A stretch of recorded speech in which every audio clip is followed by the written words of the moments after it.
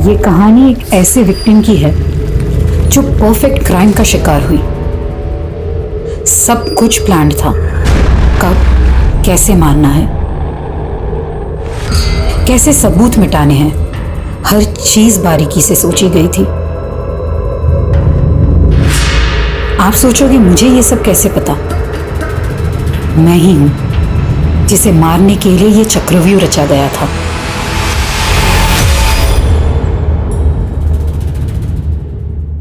नमस्कार, मैं Divyanka Tripathi Dahiya crime petrol सतर्क विमेन अगेंस्ट क्राइम की श्रृंखला में आपका स्वागत करती हूँ। जिंदगी में अगले पल में क्या हो कोई नहीं जानता, लेकिन फिर भी हम हमेशा आने वाले पल के लिए फ्यूचर प्लान्स बनाते हैं, गोल सेट करते हैं, तैयारियों में लगे रहते हैं। लेकिन जिंदगी हमेशा चौंकाती है, कभी उम्मीद से ज्यादा दे देती है तो कभी उम्मीद से ज्यादा छीन लेती है।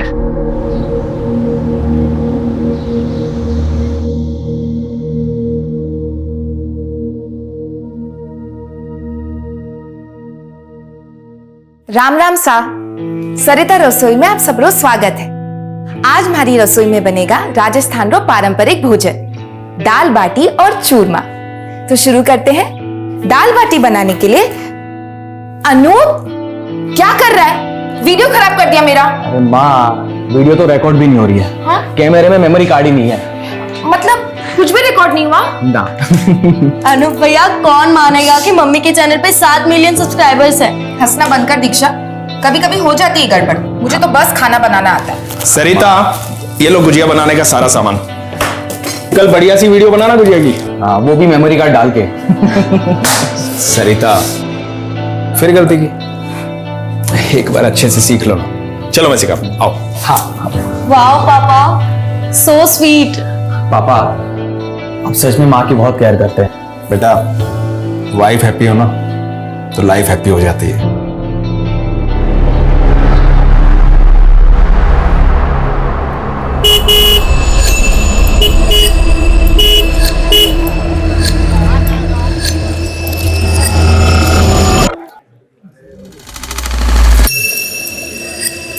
अरे हमको कुछ नहीं सुनना। जब तक हमारी बात बैंक के मैनेजर प्रीतम से नहीं होती तब तक हम यहाँ से नहीं जाएंगे। क्यों भाइयों? नहीं जाएंगे, नहीं जाएंगे। बुला के लेके आओ। नहीं जाएंगे।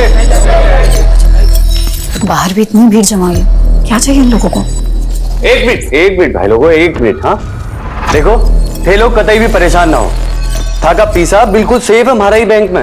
ऐसी फेक न्यूज पे विश्वास बिल्कुल भी ना करो। हाँ, और वैसे भी हमारे बैड लोन्स काफी कम हो चुके हैं, तो चिंता की कतई बात ना है। लेकिन हम रिस्क क्यों ले? हम रिस्क नहीं ले सकते। हमारी पूरी जिंदगी की जमा पूंजी इस बैंक में है। हमको हमारा अकाउंट खाली करना है। आप क्यों भाई करना है? सुनिए मेरी बात। मेरी बात सुनिए। आप पैसा चाहिए, आज ही चाहिए। आप मेरी बात।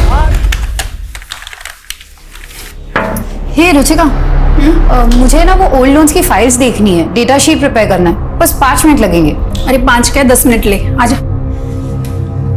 वैसे आज पब्लिक ने बहुत बवाल किया ना बैंक में। रोज रोज ऐसे चलेगा तो कैसे काम करेंगे?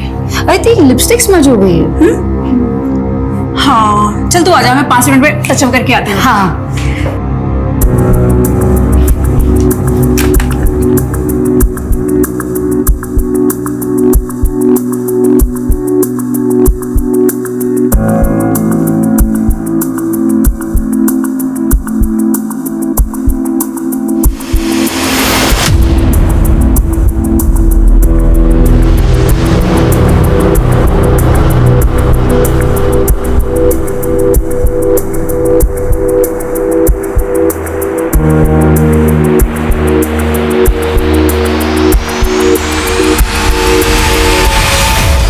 हो गया?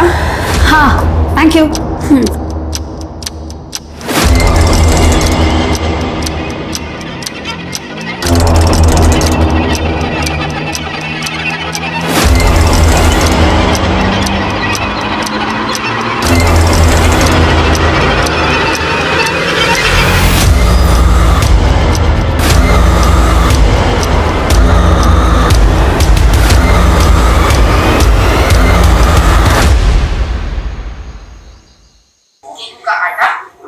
अरहर की दाल या 7 प्रकार की दाल खाती है, लेकिन आप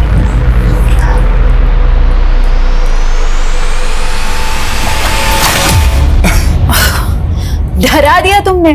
तुम तो कल आने वाले थे ना। ठीक है, चला जाता हूँ, कल आता हूँ। अच्छा मिस्टर पतिदेव, मैं दिन गिनती हूँ तुम्हारे आने को, तुम चले जा रहे हो। मैं भी तुम्हें बहुत मिस कर रहा था। बाय द वे, मैंने तुम्हारे लिए स्पेशल डिश बनाई है। रियली? वाओ, क्या बनाया तुमने मेरे लिए? दाल बाटी। वो रसोई वाली औरत का वीडियो देख के? हाँ, वो मुझे बहुत पसंद है ना, मतलब वो उसका खाना बनाने का स्टाइल। एक नंबर के फ्लर्ट हो ना तुम। Thanks for complement. फ्रेश हो जाओ।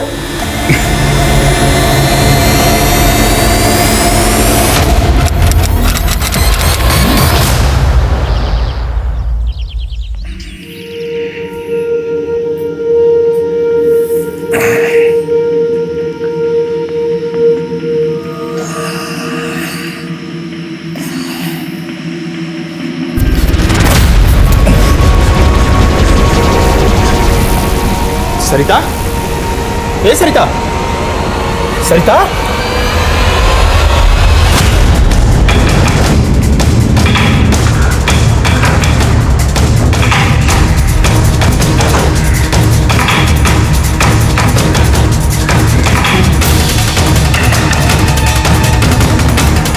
सर, विक्टिम का नाम सरिता अग्रवाल है। वो अपने पति नवीन और दोनों बच्चे दीक्षा और अनूप के साथ यहाँ रहती है।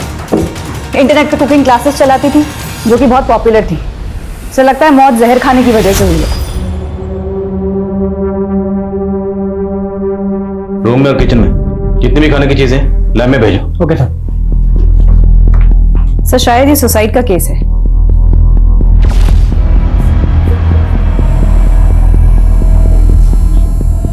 कल का कार्यक्रम, अगर किसी शख्स के जहन में खुदकुशी का ख्याल चल रहा हो तो कल की प्लानिंग करेगा। बॉडी को सबसे पहले किसने देखा? मेरे बेटे ने दरवाजा नॉक किया, तब मेरी आंख खुली थी सर। पापा, हाँ अनूप आ रहा हूँ। क्या हो बेटा? पापा, जयपुर के लिए 2 कैब चाहिए थी माथुर जी को, और ये डिटेल्स भेजी। ममा, ममा, सरिता, ममा, सरिता, पापा, ए सरिता, ममा, सरिता। तो आपकी बीवी की लाश तो ऊपर बेडरूम में पड़ी हुई, बिल्कुल बेड के पास। जगह जगह जिस तरह से उन्होंने वॉमिट कर रखा है, जाहिर है उनकी तबीयत रात को बहुत खराब हुई होगी, काफी तड़पी होंगी, और आपको मदद के लिए भी बुलाया होगा। आपने कुछ नहीं सुना? मुझे नींद ना आने की प्रॉब्लम है सर।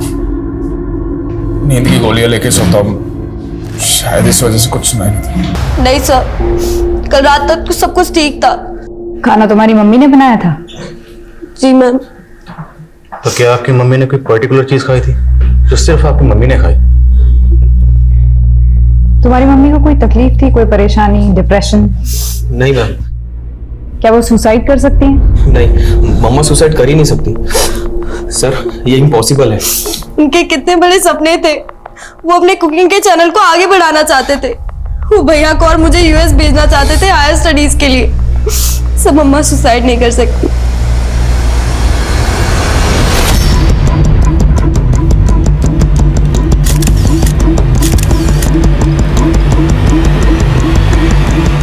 सरिता की मौत जहर की वजह से हुई थी। उसने जहर खुद लिया था या उसे दिया गया था? अभी इस राज से पर्दा उठना बाकी था। सरिता की मौत ने कई सवाल खड़े कर दिए थे कि क्या उसे नवीन की दोहरी जिंदगी के बारे में पता था, और क्या ये उसकी मौत का कारण था, या फिर इसके पीछे कोई बड़ा षड्यंत्र था। सरिता मर्डर केस की गुत्थी जितनी नजर आ रही थी, उससे ज्यादा उलझी हुई थी। अभी इसे समझने में और सुलझाने में और बहुत वक्त लगने वाला था। Thank you so much. मैं भी आपसे बात करती हूँ। जैन सर। जय। सर, सरिता केस में लैब से फोन आया था। उनकी इनिशियल टेस्टिंग में सरिता की बॉडी से एल्यूमिनियम सल्फेट के ट्रेसेस मिले। ये एक तरीके का पेस्टिसाइड है जो इस एरिया में काफी कॉमनली यूज होता है। पेस्टिसाइड? तो ये तो कंफर्म हो गया कि सरिता की मौत जहर खाने की वजह से हुई। अब सवाल ये है कि सरिता ने ये जहर खुद खाया या किसी ने जबरदस्ती खिलाया? सर, इस तरीके का पेस्टिसाइड आजकल घरों में नहीं मिलता। एरिया में जितनी पेस्टिसाइड की शॉप है या डीलर है, सब जगह इंक्वायरी करो, शायद कोई लीड मिले। जहर की गोलियां खाने की वजह से बीवी ने जान गंवा दी, और शौहर नींद की गोलियां खाकर सुकून से सोता रहा। बुलाओ इस नवीन को। Sir, pesticides? सर, सरिता ऑर्गेनिक फूड में बिलीव करती थी, पेस्टिसाइड्स क्यों खरीदेगी? तो किसने खरीदा? आपने? ये क्या कह रहे हैं सर आप? मेरी समझ में नहीं आ रहा सर। समझ में तो हमें भी नहीं आ रहा। आपकी बीवी बिल्कुल आपके बगल में सो रही थी, रात भर तड़पती रही, जगह जगह वोमिटिंग करती रही। तड़पते तड़पते उसने अपनी जान दे दी और आप चुपचाप सुकून से सोते रहे। आप नहीं समझेंगे सर, कितना आप सोच समझे इस बात का। बहुत प्यार करता था मैं सरिता से। दोनों मियां बीवी में किसी बात को लेकर झगड़ा या मनमुटाव? मम्मी पापा तो जैसे एक दूसरे के लिए बने थे, लड़ते हुए क्या, हमने तो उनको ऊंची आवाज में बात करते हुए भी नहीं देखा था। वैसे भी महीने में 15 दिन तो पापा बिजनेस ट्रिप पर होते थे। तुम्हारे पापा बिजनेस ट्रिप पर कहाँ जाते थे? ज्यादातर कोटा, वहां पर उनकी ऑफिस की एक नई ब्रांच खुली थी। सर एक छोटी सी रिक्वेस्ट थी। बोले। मेरे बच्चों से ज्यादा सवाल जवाब मत कीजिएगा। मैं तो सह लूंगा, लेकिन मेरे बच्चे अब तक अपनी मां की मौत का सदमा नहीं झेल पाए। Thank you.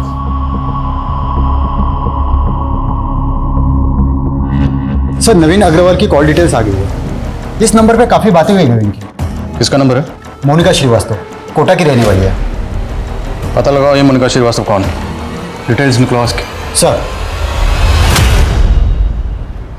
लक्ष्मी, 2 साल के अंदर जयपुर में हमारी नौकरी लग जाएगी, फिर हम वहीं बस जाएंगे और हम शादी भी वहीं कर लेंगे। सुधीर, फिर से वही बात। मुझे नहीं लगता कि हमारी फैमिली हमारी शादी को मानेंगे।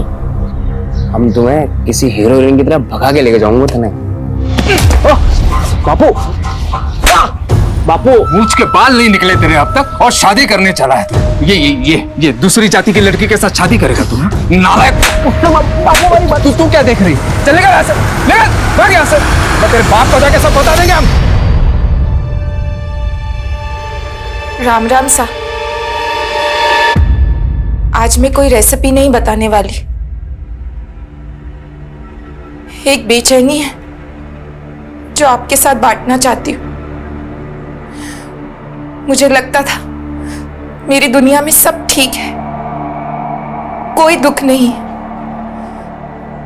लेकिन फिर अचानक मुझे पता चला कि मैं एक भ्रम में जी रही थी। जो सोचा था सब झूठ था। रिश्ता झूठा, प्यार झूठा, सब झूठ। मोनिका, काश तुम ना आती तो ये सब नहीं होता। जो कुछ भी हुआ तुम्हारी वजह से हुआ। तुमने तबाह कर दी मेरी जिंदगी। सर, सरिता इसी कैमरे से कुकिंग वीडियोस बनाती थी, इसी में हमें ये वीडियो मिला। तो ये वीडियो सरिता का आखिरी वीडियो था? नहीं सर, इसके बाद सरिता ने एक और कुकिंग वीडियो बनाया था, लेकिन इस वीडियो की तरह उसमें भी वो काफी हताश लग रही थी। सुसाइड? पॉसिबल है। इस वीडियो में सरिता ने किसी मोनिका का जिक्र किया है और नवीन के कॉल रिकॉर्ड में भी किसी मोनिका का जिक्र है। मोनिका श्रीवास्तव। मोनिका श्रीवास्तव। क्या ये दोनों मोनिका एक ही हैं? और अगर हैं तो ये मोनिका श्रीवास्तव कौन है? सर, कोई मोनिका श्रीवास्तव से मिलने आई है। आप नवीन की पत्नी हैं? जी। नवीन पहले से शादीशुदा है, उसके 2 बच्चे हैं, ये सब पता है आपको? 4 दिन पहले ही पता चला। आपको सरिता के बारे में कैसे पता चला? मुझे कुछ दिनों से शक हो रहा था नवीन पर। फिर एक दिन जब वो बिजनेस ट्रिप का बहाना करके घर से निकला तो मैंने उसका कोटा से जयपुर तक पीछा किया। तो यहाँ जयपुर आने के बाद आप सरिता से मिली थी? जी। मुझे लगा था कि मेरे साथ धोखा हो रहा है, कि नवीन की जिंदगी में कोई और औरत आ गई है। बस सरिता से मिलकर पता चला कि 21 साल से तो वो उसकी बीवी है, दूसरी औरत तो मैं हूं। और जब आप सरिता से मिली और सरिता को आपके बारे में पता चला तो सरिता का रिएक्शन क्या था? सरिता मेरी बात तो। नवीन आप चुप रहिए। मोनिका, मेरे बच्चे कभी भी आते ही होंगे। मैं नहीं चाहती उनके सामने ये तमाशा। हम अंदर चलकर बात करते हैं। जी।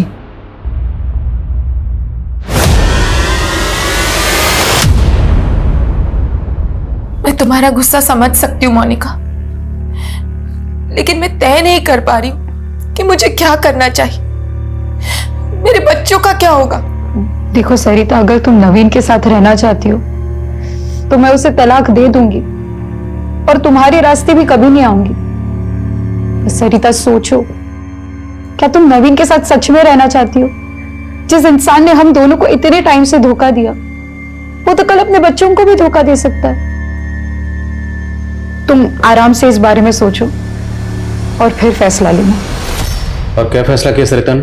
पता नहीं सर, पर मैंने अपना फैसला कर लिया था। मैं नवीन को छोड़ने वाली थी और जितना मैं सरिता को समझी, मुझे लगता है वो भी नवीन के साथ नहीं रहती। वो सिर्फ और सिर्फ अपने बच्चों की वजह से असमंजस में थी। लेकिन सरिता का ये वीडियो तो कुछ और ही कहता है। मोनिका, जो कुछ भी हुआ तुम्हारी वजह से हुआ। तुमने तबाह कर दी मेरी जिंदगी। नहीं मैम, नहीं, ऐसा नहीं हो सकता। मुझे नहीं लगता कि सरिता को मुझसे कोई भी प्रॉब्लम थी। आई एम श्योर उसने इमोशन में आके ये सब कहा है।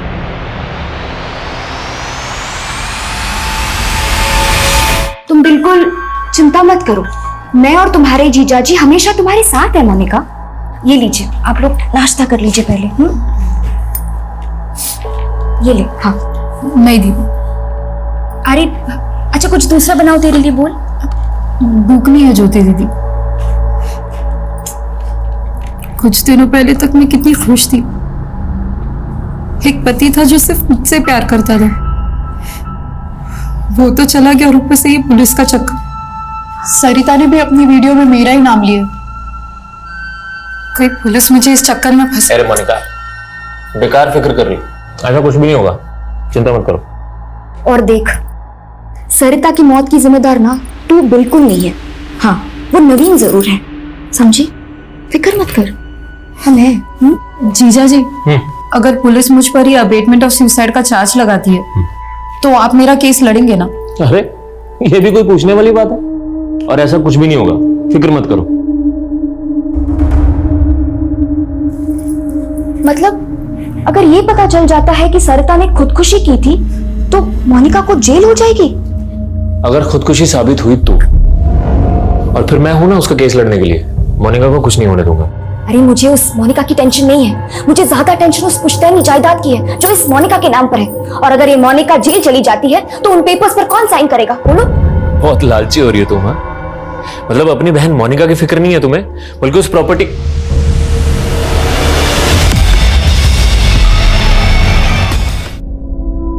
नमस्ते भाई साहब। नमस्ते। ये गुड्डू भाई साहब ने दवा भेजी। अंदर आजा। अंदर? अरे बड़ी रकम है, गिन के लेगा ना, चल आजा अंदर।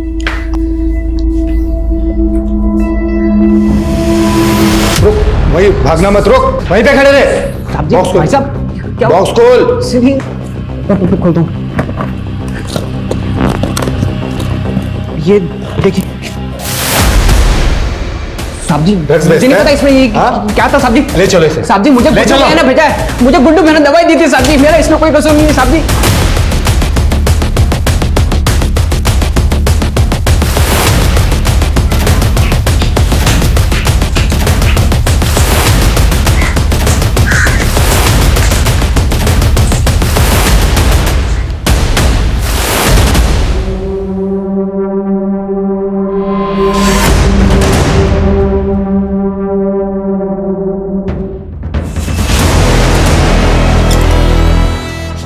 भैया कहाँ थे आप सारी रात?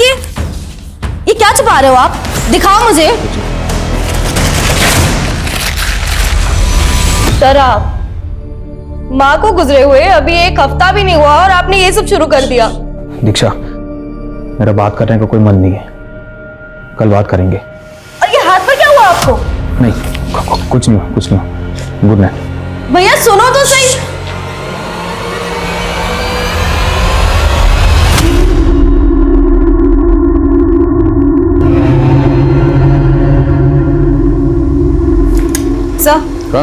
सर, सरिता की डिटेल पोस्टमार्टम रिपोर्ट आ गई है। रिपोर्ट के मुताबिक सरिता की बॉडी से पेस्टिसाइड का हैवी डोज मिला है, 3 टैबलेट्स जितना हैवी।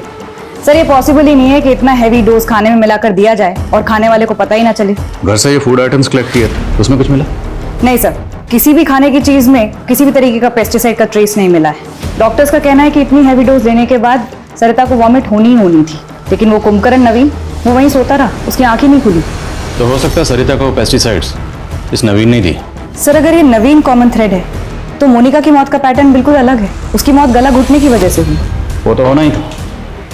2 औरतों का कत्ल हुआ और जिन 2 औरतों का कत्ल हुआ वो दोनों की दोनों नवीन की बीवियां हैं। अब अगर वो दोनों को एक ही पैटर्न से मारता तो सीधा सीधा शक इसी पे जाता। शातिर खिलाड़ी। अब इससे इसी के तरीके से पूछताछ करनी पड़ेगी। सर मेरी नवीन की बेटी दीक्षा से बात हुई थी। उसका कहना है कि नवीन रात से घर ही नहीं आया। कहीं ये नवीन फरार तो नहीं हो गया है? सर नवीन अग्रवाल आया। बापू बापू मुझे माफ कर दे बापू, मार से गलती हो गई बापू। गलती तो मुझसे हुई है। उस दिन मैंने कुछ ज्यादा ही सख्ती बरत दी थी तुझ पर। बापू मैं जाएगा पानी।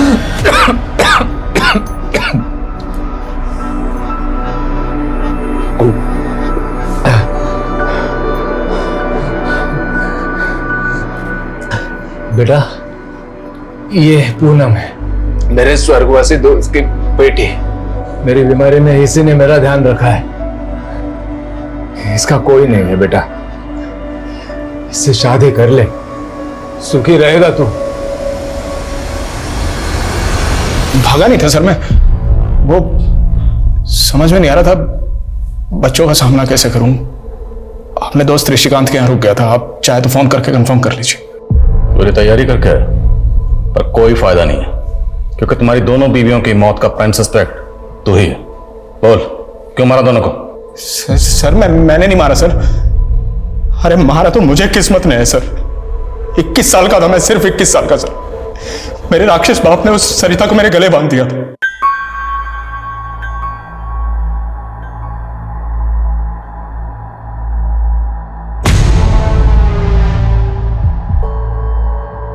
सरिता बहुत अच्छी थी, बुरी नहीं थी वो, बस मेरे टाइप की नहीं थी। मुझे चाहिए थी कोई वेस्टर्न कपड़े पहनने वाली, अंग्रेजी बोलने वाली, जो मेरे साथ पार्टी में जा सके, जिसके साथ मैं बिजनेस आइडिया शेयर कर सकूं। इसलिए तूने मोनिका को फंसाया? मोनिका को मैंने नहीं फंसाया मैम, मोनिका ने मुझे फंसाया। हाँ ठीक है, वो मुझे पसंद थी, मेरे टाइप की थी, लेकिन वो मुझे बहला के कमरे पे ले गई सर। उन दिनों वो चल रहा था, मैंने मजबूरी में शादी की उससे। अगर तू सच्चा था तो पुलिस के पास क्यों नहीं गया? सॉरी टू से सर, आपको तो पता है पुलिस कितनी पार्शियलिटी करती है, हमेशा औरतों की सुनती। रोना बंद कर, ये बता कि मोनिका से आखिरी बार कब मिला था? कल शाम को। यानी मोनिका की मर्डर वाली शाम को। मोनिका मेरी बात तो सुनो। I love you so much. तुम्हें नहीं पता मेरी शादी किस हालत में। Stop it. तुम्हारा एक और झूठ सहने की ताकत नहीं है मुझ में। मोनिका मैं मानता हूं मेरी गलती है, I am so sorry, please मुझे माफ कर दो। तुम्हें तुम्हारी किए की सजा भुगतनी पड़ेगी, और जो तुमने मेरे साथ किया ना वो मैं कभी नहीं भूल सकती। मोनिका एक बार प्लीज मेरी बात तो सुनो। मोनिका चिल्लाने लगी सर, वहां भीड़ इकट्ठा हो गई थी, मैं वहां से निकल गया। मैंने तो अगले दिन सुबह मोबाइल पे उसकी मौत की खबर देखी सर। तुम्हारी दोनों बीवियां मर चुकी हैं और मरने से पहले जो आखिरी मैन उन्हें मिला था वो तू ही था जेंटलमैन। इत्तेफाक था सर, इसका मतलब ये थोड़ी मैंने उनका खून कर दिया। आप सबूत ढूंढिए सर, सबूत मिलेगा ही नहीं क्योंकि मैं बेगुनाह हूं। सबूत तो सुरेखा। जैन सर। जी सर। नवीन तुम्हारे भले के लिए कह रही हूं, जो भी जानते हो सच सच बता दो, वरना इस केस में तुम बहुत बुरे फंसोगे। सुरेखा जी, एक आप ही हैं जिसको चिंता है हमारी। यहाँ एक काम कीजिए, अपना नंबर दे दीजिए, यहां से निकलते ही फोन करूंगा, साथ में डिनर करेंगे हम लोग। वैसे भी आपने बिना हथकड़ियों के मेरा दिल तो कैद कर ही लिया है। Sir postmortem report. Sir Monica की मौत गला घोटने की वजह से ही हुई थी, और वो भी उसी के दुपट्टे से। सर उसके ब्लड में अल्कोहल और स्लीपिंग पिल्स के ट्रेसेस भी पाए गए हैं। एक बात और सर, मोनिका के प्राइवेट पार्ट में सीमेन के ट्रेसेस भी मिले। व्हाट? Yes sir. और बदन पे कोई खरोच या जोर जबरदस्ती के निशान? No sir. मोनिका के ब्लड में अल्कोहल और स्लीपिंग पिल के ट्रेसेस, मतलब जिस वक्त उसकी मौत हुई वो बुरी तरह से नशे की हालत में थी। कोई जोर जबरदस्ती नहीं हुई थी, रेप तो नहीं हो सकता। Right sir. और सर पोस्टमार्टम रिपोर्ट के मुताबिक उसने रात को कुछ भी नहीं खाया था सिवाय चने के। चना? वैसे मोनिका तो अब रही नहीं, तो हम जमीन तो बेच सकते हैं ना। आप कोई बायर ढूंढ लो ना। जितनी जल्दी जमीन बिकेगी ना उतना हमारे लिए अच्छा होगा, है ना।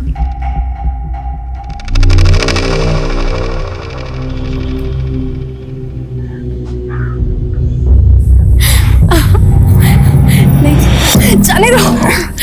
नहीं मजा आ रहा है। नहीं नहीं, नहीं।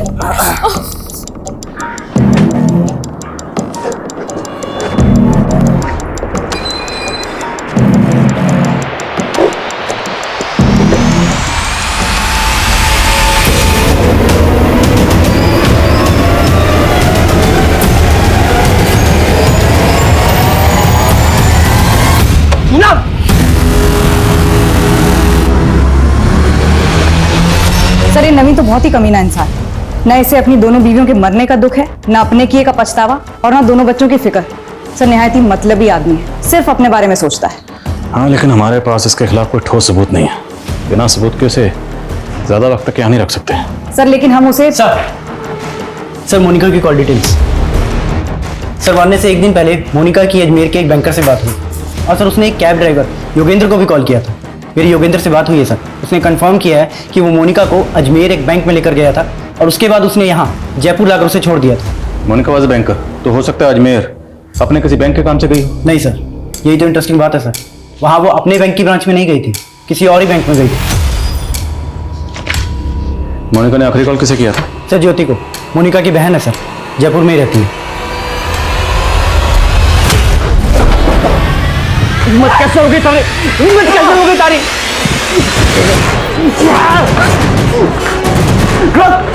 रुक कमीने!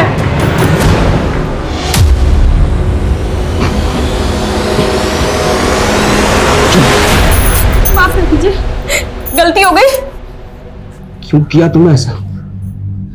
तुझे पता मैं तुझे कितना प्यार करता हूं। बापू को वचन दिया था कि तुझे अच्छे से रखूंगा, और रखना हूं ना मैं। फिर तूने ऐसा क्यों किया? माफ कर दीजिए मुझे। शादी के पहले से जानती थी उसे, अचानक मिला तो बहक गई। माफ कर दीजिए, अब आइंदा नहीं होगा। मैम, मेरी बहन मोनिका बहुत ही भली थी। वो उस कमीने नवीन ने सब कुछ किया है। मैंने उसको बहुत मना किया मैम कि मत कर उससे शादी, और उसने मेरी एक भी बात नहीं मानी मैम। मोनिका जब जयपुर आई थी तो आप लोगों के घर रुकी थी, फिर ऐसा क्या हुआ कि उसे यहाँ से जाना पड़ा? मोनिका को जब सरिता और नवीन के बारे में पता चला तो वो बहुत ज्यादा अपसेट हो गई थी, और वो यहाँ पे हमेशा गुमसुम सी बैठी रहती थी। फिर एक दिन पता नहीं क्या हुआ, वो बोली कि मुझे अकेले रहना है। मैंने उसे रोकने की बहुत कोशिश की, लेकिन वो नहीं मानी। काश मैंने तब भी उसे यहाँ रोक लिया होता। बस कर पूनम, मत रो, मत रो। मैंने तुझे माफ कर दिया पूनम, मुझे भी माफ कर दे पूनम। हम सब कुछ भूल जाते पूनम।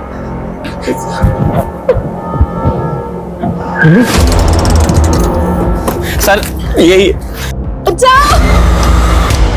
बचाओ! बचाओ! बचाओ! क्या कर रही है तू? बचाओ! पूनम खून बह रहा, पागल। बचाओ! हट जा पूनम। पूनम क्या कर रही है? बचाओ! छोड़ उसे। तू क्या कर रहे हैं यहाँ पे? देखा सर क्या किया इसने? सर ये सर रोज ही मारता है पूनम को, और सर मैं बचाने गया तो मुझे भी मारा। तुम चुप क्यों पूनम, बताओ ना सर को। जी, ये मुझे बहुत पीटता है, कभी बेल्ट कभी चप्पल जो दिख जाए। पूनम नाटक मत कर। सर हमारी ले जाओ इसे। इसका कोई प्लान है सर? इसका कोई प्लान है सर? सर मेरी बात तो सुनिए सर।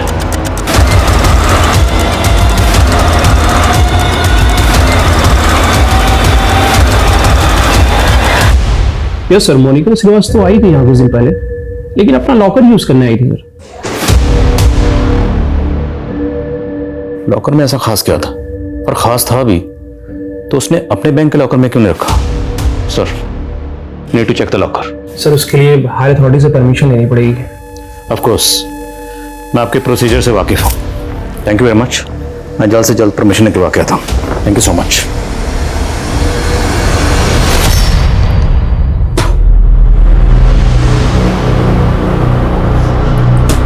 क्या कर रहे हो भाई साहब? अबे शुगर मना तेरे मुंह पे नहीं दूंगा मैंने। सो जा कंबल ओढ़कर। तो गुंडा कर दिए, साहब जी ने जाके बोल दूंगा मैं। अबे गुंडा बोला मेरे को? गुंडा बोला? गुंडा बोला मेरे को? गुंडा बोला? गुंडा बोलते?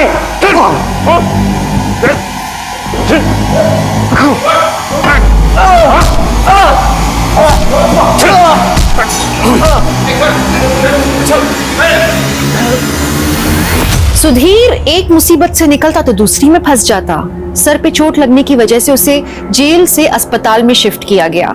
दूसरी ओर मोनिका के केस में जयपुर से अजमेर पहुंची पुलिस को फाइनली मोनिका का लॉकर खुलवाने की परमिशन मिली और एक ऐसा एंगल सामने आया जिसके बारे में पुलिस ने पहले सोचा ही नहीं था।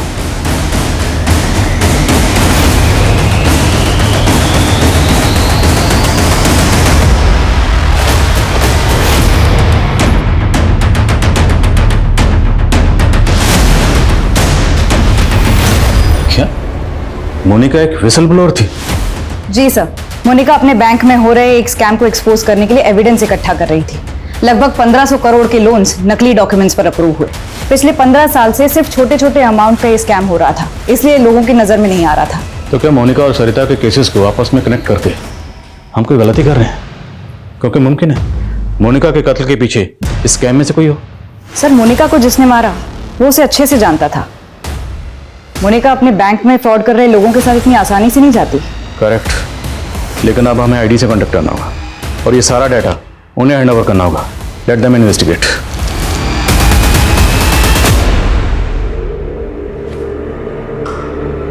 देख रहे काम कर मैडम।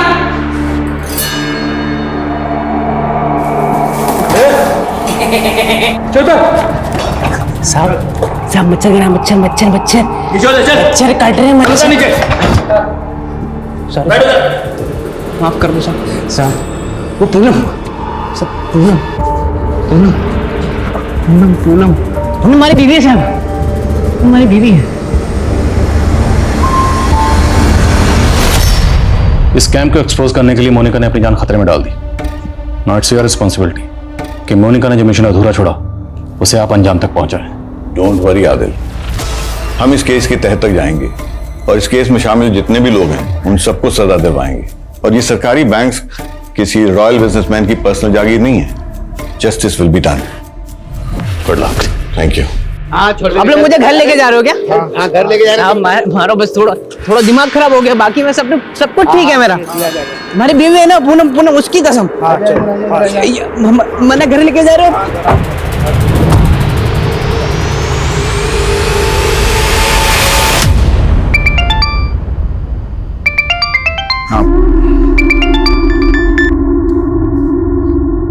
सॉरी मेरी जान, बहुत दिन हो गए ना बात हुए, लेकिन जल्दी मिलने आ रहा हूँ मैं। अब कोई जरूरत नहीं आने की। मैंने तुमसे शादी इसलिए नहीं की थी कि तुम मुझसे बार बार दूर जाओ।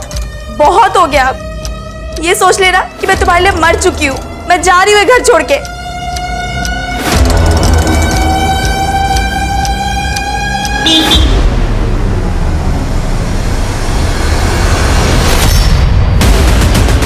सर आप मेरी बात सुनिए सर, मैंने कोई स्कैम नहीं किया है सर।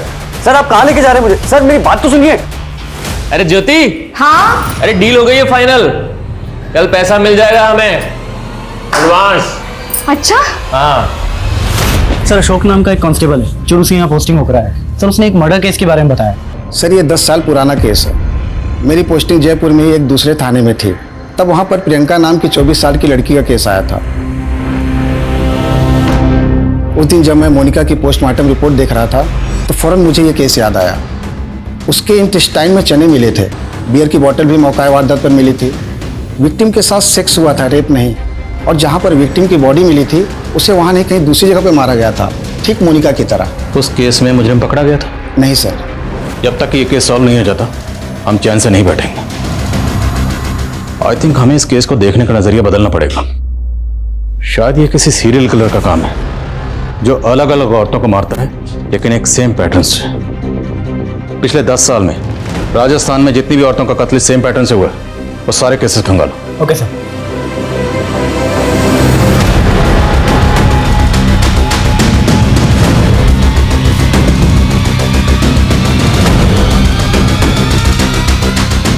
सर टोटल 6 केसेस मिले हैं। 2004 में 1, 2008 में 2, 2010 में 2 और 2017 में 1। 2004 में जिस लड़की का कत्ल हुआ उसकी उम्र थी 24 साल और 2008 में जिसका हुआ उसकी उम्र 28 साल। Correct sir. एक पैटर्न है।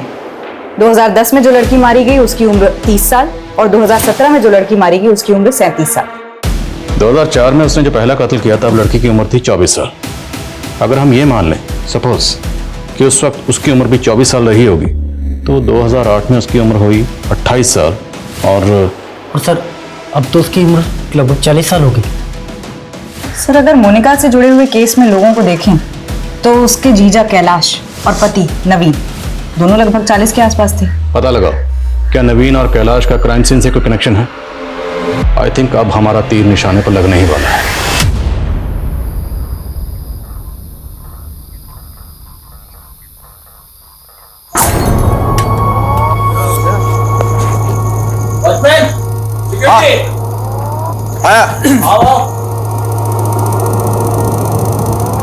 हो गया हुआ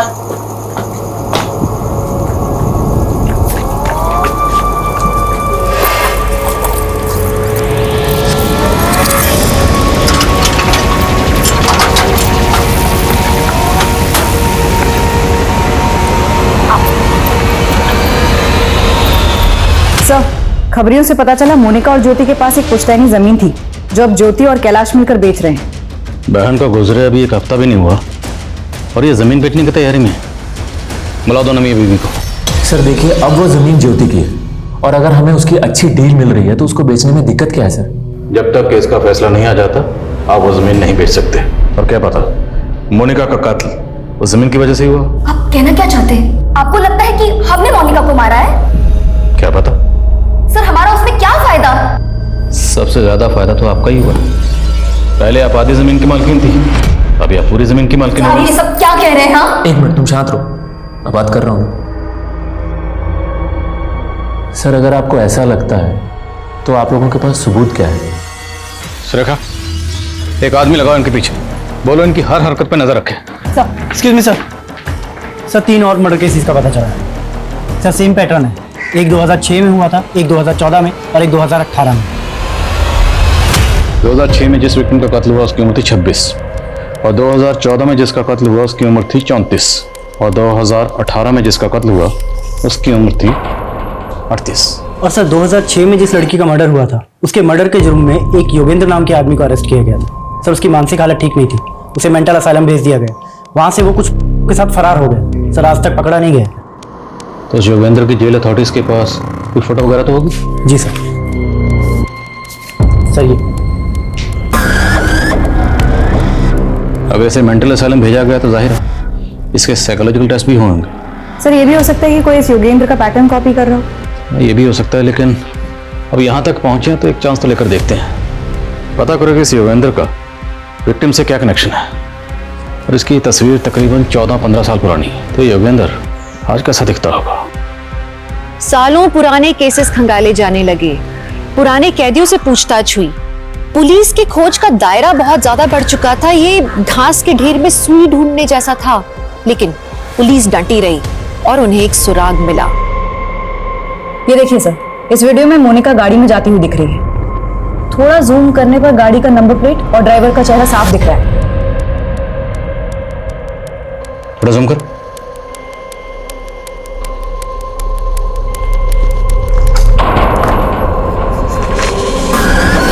चौदह 15 साल पहले योगेंद्र कुछ ऐसा दिखता था और अब दोनों तस्वीरों को गौर से देखो। मैच कर रही? सर लग तो रहा है। इस गाड़ी की डिटेल निकलो, पता करो ये गाड़ी किसकी, तुरंत। सब आकृति मैडम। जी सर, कार के ओनर का पता चल गया है। उसी की प्राइवेट टैक्सी है, यहीं जयपुर का है। मैडम जी आप जयपुर में पहली बार आई है? जी। आप जयपुर आई हैं तो आपको हवा महल जरूर देखना चाहिए। सर अभी अभी मेरी कैब ऑनर से बात हुई है। उसका कहना है सीसीटीवी में जो मोनिका के साथ कैब ड्राइवर है उसका नाम दिलीप है। उसकी उम्र 40 साल है और हाँ, थोड़ी देर पहले एक सवारी लेकर जोधपुर के लिए निकला है। इस दिलीप की तस्वीर जोधपुर हाईवे पर सब जगह सर्कुलेट करवा। सारे टोल नाका, सभी पेट्रोलिंग टीम, सबको अलर्ट भेजो। कहीं भी ऐसी कोई भी कार नजर आए हमें तुरंत इन्फॉर्म करें।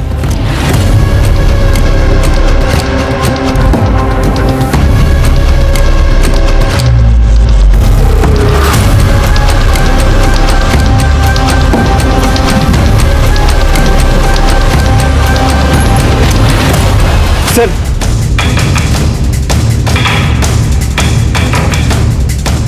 सर गाड़ी ने अभी अभी जोधपुर हाईवे से लेफ्ट टर्न लिया है। नजर रखो उस पे और फॉलो करते रहो उसे। Okay sir.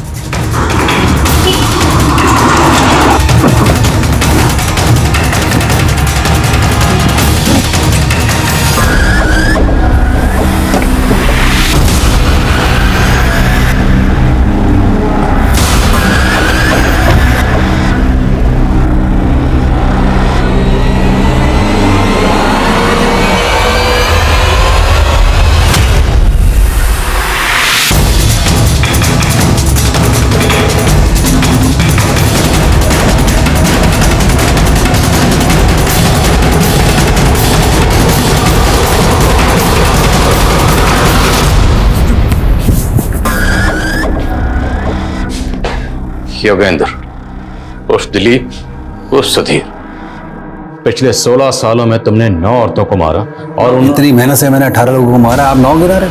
अगर मैंने 9 को मारा तो बाकी क्या 9 आपने मारे। ये सबसे पहले शुरू हुआ है मेरी जो पिंकी थी ना, पूनम। उसने झूठे केस में जेल भेज दिया। ड्रग सप्लाई का इल्जाम तो पैसे ही था। कोर्ट ने सजा सुना दी और 1 साल के बाद जब मैं वापस आया, तूने पूनम को मारा बदला लेने के लिए, बाकी औरतों को क्यों मारा? मेरा बदला कहां पूरा हुआ था। ये सारी औरतें ऐसी हैं।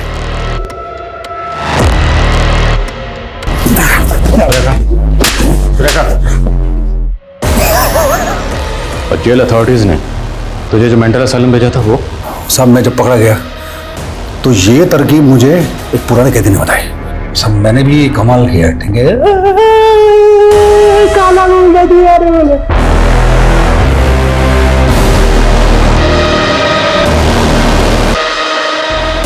तूने हमेशा अपनी उम्र की औरतों को मारा, ऐसा क्या? नहीं, ऐसा नहीं है। जो जगह मिलती गई पटाता गया, मजे लेता गया, मारता गया, लेकिन सब में एक चीज कॉमन थी।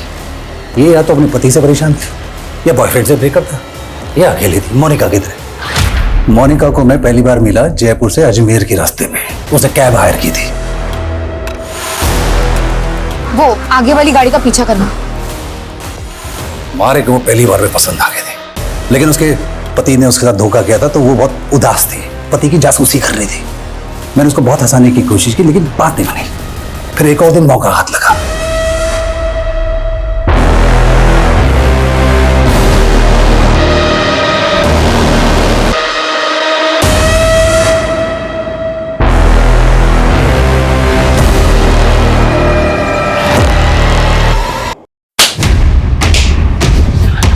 जेल अथॉरिटीज ने सही किया था जो तुझे मेंटल असाइलम भेजा, क्योंकि तेरी असली जगह वहीं है।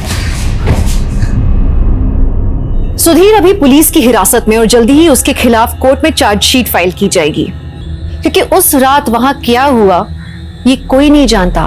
उस रात वहां सिर्फ 2 लोग मौजूद थे, एक नवीन जो हैवी डोज स्लीपिंग पिल के लेके सो रहा था और दूसरी तरफ मोनिका एक इंडिपेंडेंट और बहादुर लड़की थी। उसने 1500 करोड़ के स्कैम का खुलासा किया। समझ ये नहीं आता कि मोनिका जैसी समझदार लड़की उस सुधीर के झांसे में आई कैसे। इसका एक कारण ये हो सकता है कि मोनिका मानसिक रूप से डिस्टर्ब थी। उसने अपने पति और बहन से धोखा खाया था और उसी नाजुक हालत में वो सुधीर की बातों में आ गई।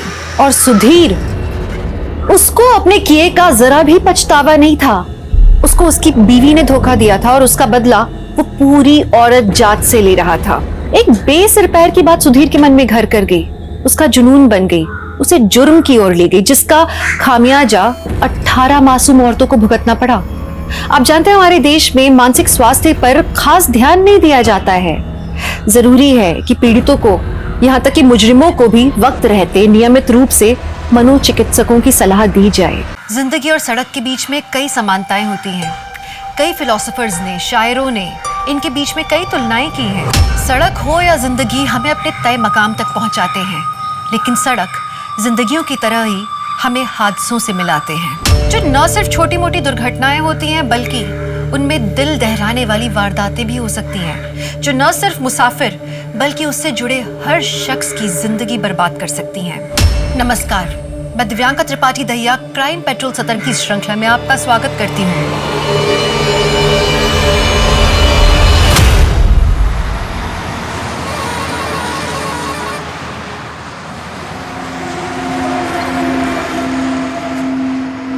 और क्या लाओ साहब? क्या खाना बनाया है यार, मन करता है बनाने वाले का हाथ चूम लो। जाओ चूम लो, बुढ़िया है, 6 महीने से बना रही है। एक काम कर, तू ही चुम ले। क्या साहब? एक सेम प्लेट ऐसा पार्सल दे देना, घर ले जाऊंगा यार, बीबी खुश हो जाएगी। जरूर जरूर जरूर। चंद्रिका दी, आपके खाने की बहुत तारीफ हो रही है, बस यही स्वाद बनाए रखना, अगले महीने में आपकी पगार भी बढ़ा दूंगा।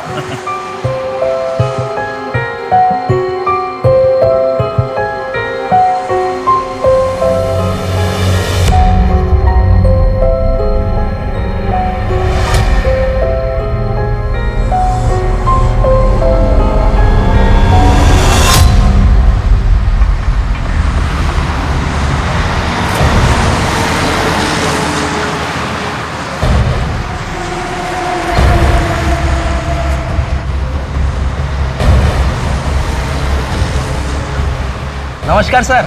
क्या बना थे छोटू? हेलो, चल खाना लगा दे फटाफट।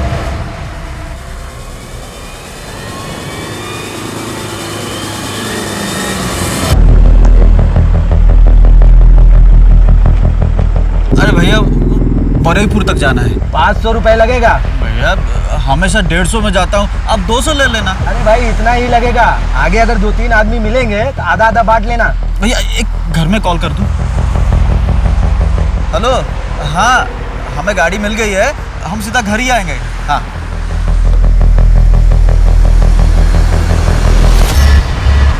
बारापुर जाने का लिफ्ट दे दो ना। हाँ हाँ बैठो।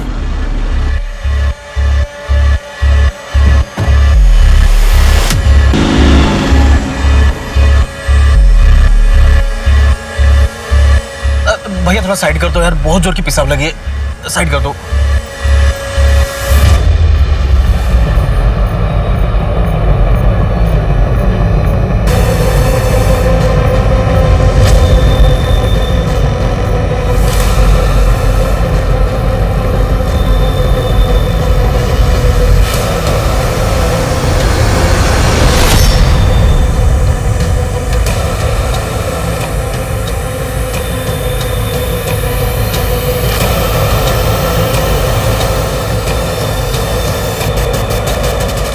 शोमेंदा, क्या बात है, आपके ढाबे के खाने का तो स्वाद ही बदल गया। खूब टेस्टी। क्या है कि मेरा पुराना कारीगर काम छोड़कर चला गया, बस ये बिहारी चाची मिल गई, बहुत जरूरतमंद थी और खाना बहुत ही टेस्टी बनाती हैं, बस मैंने ये किचन उनके हवाले कर दी। अच्छा जल्दी बताओ कितना हुआ? अरे सर, जो हमेशा देते वही दे दो। ये लीजिए। छोटू। हाँ सर। रागटा।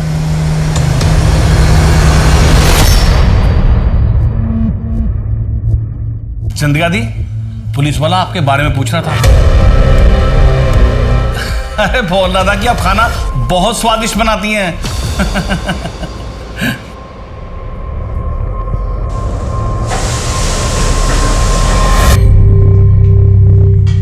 दीदी कब तक ये दाल भात खाएंगे? ना छोक ना तलकारी, और माछ तो कितने दिनों से नहीं खाया है। अरे उस दिन तो खाया था ना माछ भात। कब? अरे चौधरी काकू की शादी में। हाँ। और मीना मासी के घर पे तुझे पूजा में रसगुल्ले भी तो दिए थे उन्होंने। हाँ। तुझे पता है, जब अपने माँ बाबा थे ना तो माँ बहुत अच्छा अच्छा खाना बनाती थी। तू बहुत छोटा था लेकिन बहुत चाव से खाता था। माँ क्या क्या बनाती थी? शुक्तो, बेगुन भाजा, चटनी, शोरशे बाटा माछ और भी बहुत कुछ बनाती थी।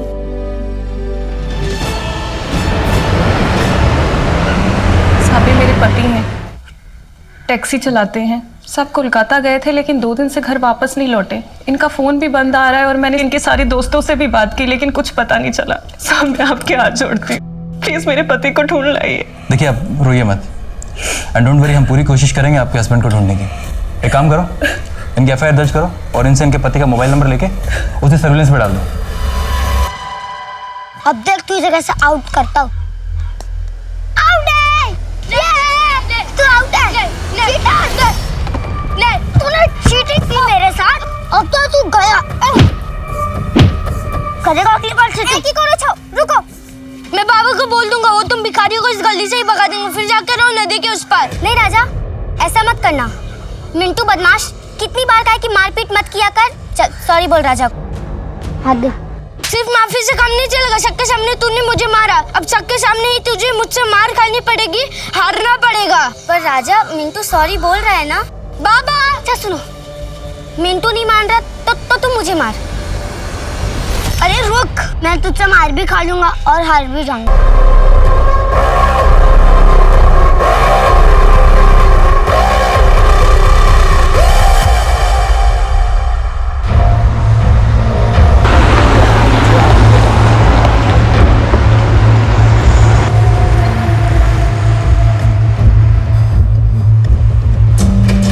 की खौफ है साहब?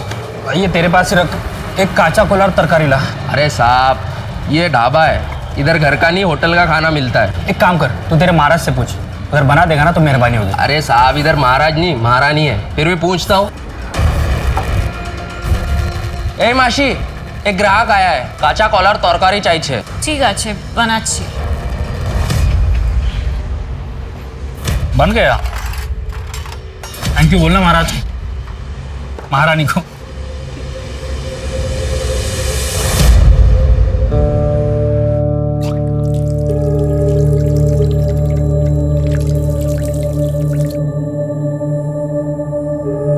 आपका 80 টাকা হয়েছে।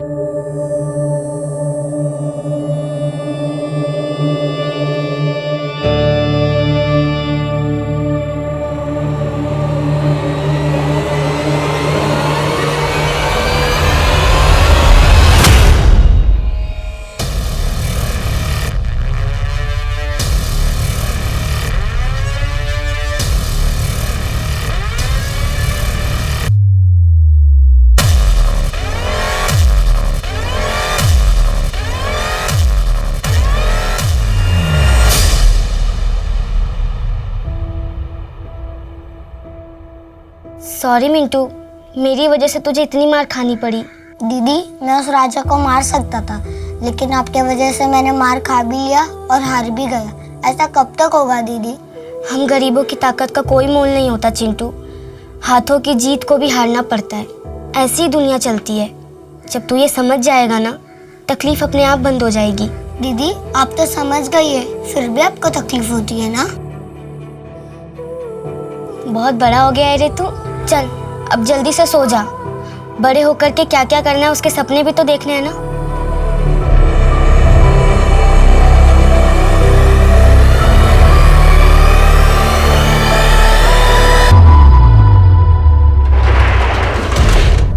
हाँ भाई छोटू बंद हो गया? हाँ आ गया बस। ला बेटा जल्दी ला चाबी। चल बेटा खुश रह।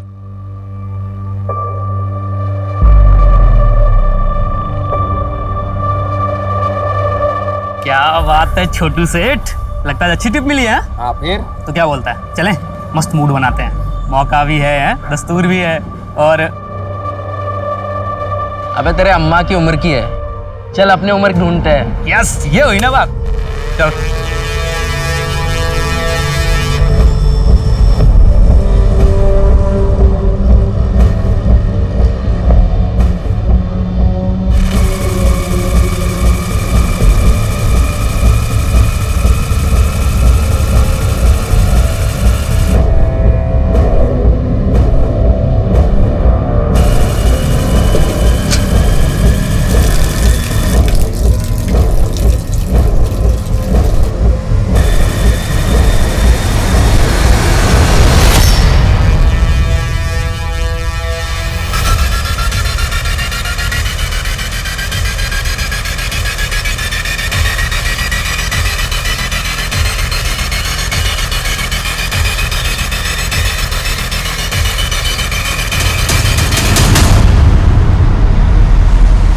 क्या हो गया भाईजान? भाई आज कुछ ज्यादा ही खाना खा लिया, पेट गुड़गुड़ कर रहा है। भाईजान मैं भी चलता हूँ, पेट तो भारी मेरा भी है। चल भाई चल।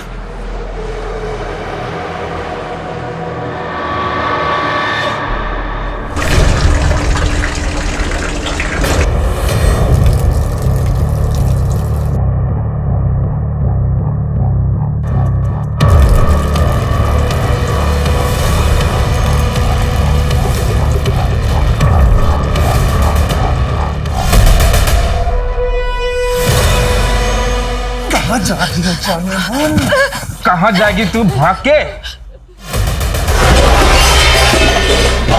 भाईजान गिराओ ना जल्दी। छोड़ो मुझे। भाईजान जल्दी। छोड़ो छोड़ो मुझे। भाईजान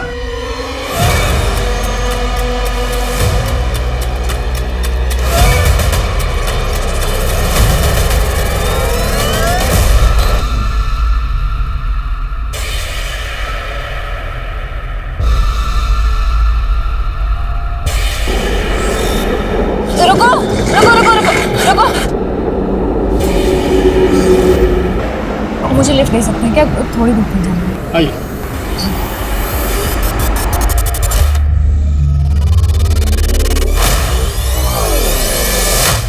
ऐसी क्या वजह थी कि एक जवान लड़की को एक बुजुर्ग महिला के भेस में काम करना पड़ रहा था?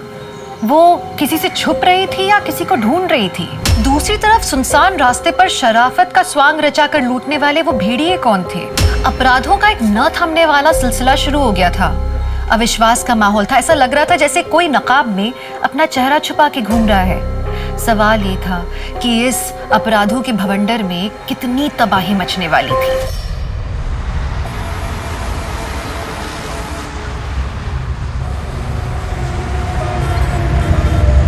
मासी, अरे बाप रे, चंद्रिका मासी, मासी, चंद्रिका मासी, मासी,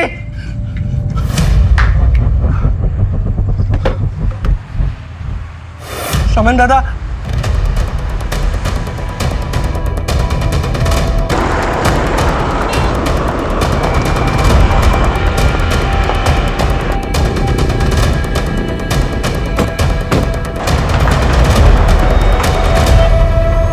आप ही ने फोन किया? जी सर, मैं ढाबे का मालिक शुमन।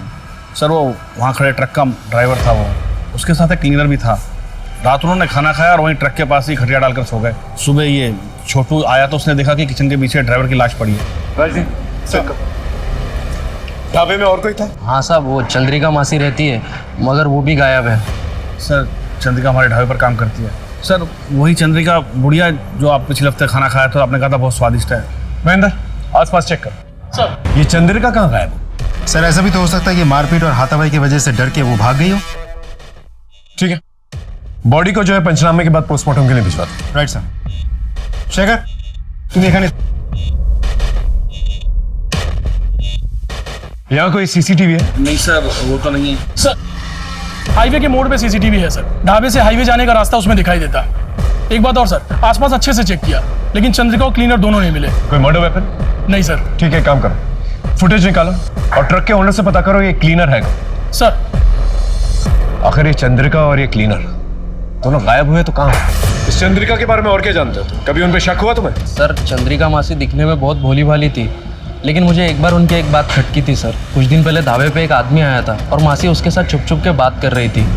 ऐसा लग रहा था लंबे समय से एक दूसरे को जानते। कौन था वो आदमी? पता नहीं सर। उनका कोई आइडेंटिटी कार्ड है? सर एक आधार कार्ड दिया था, उसकी फोटोकॉपी है मेरे पास, एक मिनट लेकर आता हूँ।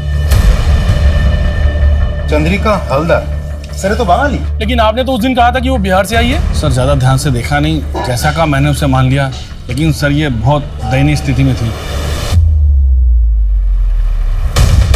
परवेज सलीम के ट्रक का क्लीनर है, लेकिन सलीम के मर्डर के बाद से ही परवेज गायब है। लेकिन चंद्रिका के गायब होने में सलीम के मर्डर का क्या लेना देना? सर ये सीसीटीवी फुटेज। सर ये ढाबे के पास वाले हाईवे की सीसीटीवी फुटेज है।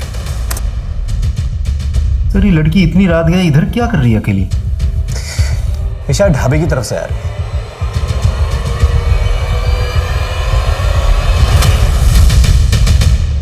एक काम करो, इसके फोटोज जो है ढाबे के मालिक को और वहां पर काम करने वाले लोगों को दिखाओ, कोई ना कोई इसे जानता होगा। और ये ट्रक शहर की तरफ जा रहा है, इसकी भी डिटेल्स निकलवा। एक काम करो, चंद्रिका के आधार वाले एड्रेस पे जाओ, वहां से कुछ क्लू मिलेगा। सर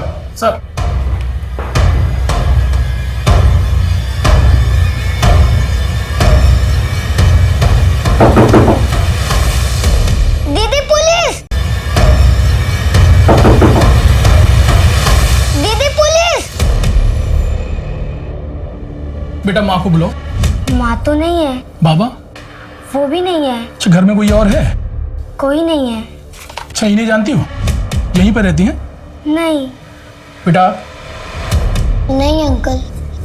इन एड्रेस तो यहीं का लिखा है। वैसे तुम्हारे माँ और बाबा हैं कहाँ? वो तो 10 साल पहले ही भगवान के पास चले गए।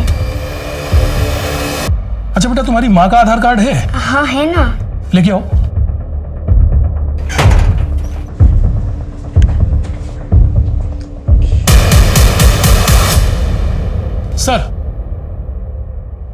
सर चंद्रिका के एड्रेस पर पिछले 10 साल से 2 अनाथ बच्चे रहते हैं। वो तो चंद्रिका को जानते भी नहीं है सर। उनके घर से सर ये आधार कार्ड्स मिले।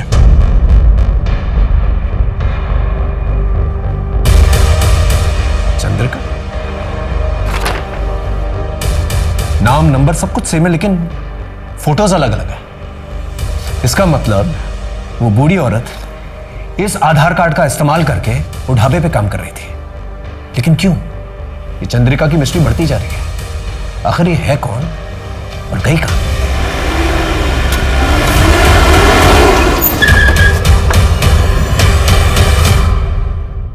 ये ट्रक तुम्हारा है? हाँ साहब। ये फोटो देखो। कल रात इस लड़की को बाईपास रोड पे तुमने लिफ्ट दी थी, पहचानते हो इसे? नहीं सर, जानता तो नहीं हो। सवारी थी, हाईवे पे हाथ दिखाया तो गाड़ी रोक दी। कहाँ उतरी थी लड़की? डायमंड हार्बर एरिया में उतरी थी साहब। उस लड़की की बातचीत से तुम्हें ऐसा कुछ लगा कि वो कहाँ जाना चाहती है? नहीं साहब, ऐसा तो कुछ समझ में नहीं आया। सर, उस सीसीटीवी वाली लड़की की फोटो हमने ढाबे वाले शोमैन और छोटू को दिखाई, लेकिन वो लोग उसे नहीं जानते और ना ही इससे पहले कभी देखा है। एक और बात सर, उस लड़की ने हाईवे पे जिस ट्रक से लिफ्ट ली थी उस ट्रक का भी पता चल गया है। ड्राइवर से भी हमने पूछताछ की। ड्राइवर का कहना है कि इससे पहले उस लड़की को कभी देखा नहीं। एक नॉर्मल सवारी थी, वो बैठी, उससे पैसे लिए और आगे जाके डायमंड हार्बर पे छोड़ दी। एक काम करो, डायमंड हार्बर जाओ, पूछताछ करो, हो सकता है कोई क्लू मिल जाए। इस लड़की का सलीम के मर्डर से और चंद्रिका से कोई रिश्ता जरूर है। सर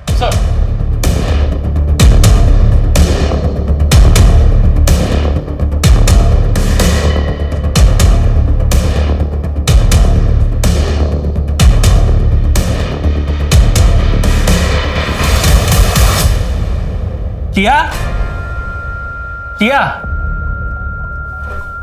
ये लो, अगले हफ्ते और लाऊंगा। पर इतने से 1 हफ्ते में गुजारा कैसे चलेगा? शुक्र मनाओ, इतना तो मिल रहा है, वरना भूखा मरना पड़ता।